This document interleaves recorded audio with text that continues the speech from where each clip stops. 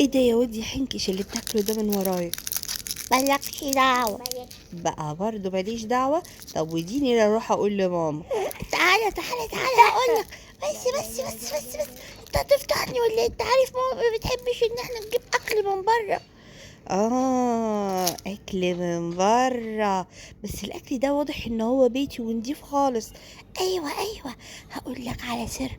اصلا انا لقيت موقع بيبيعوا فيه اكل بيتي نضيف وجميل قوي قوي قوي قوي.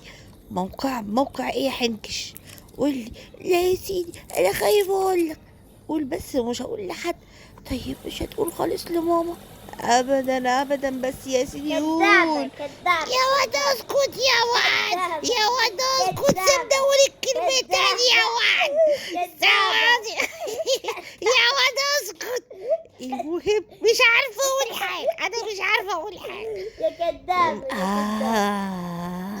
يا كداب اسمه ايه بقى قلتلي؟ اسمه انت لسه فاكر؟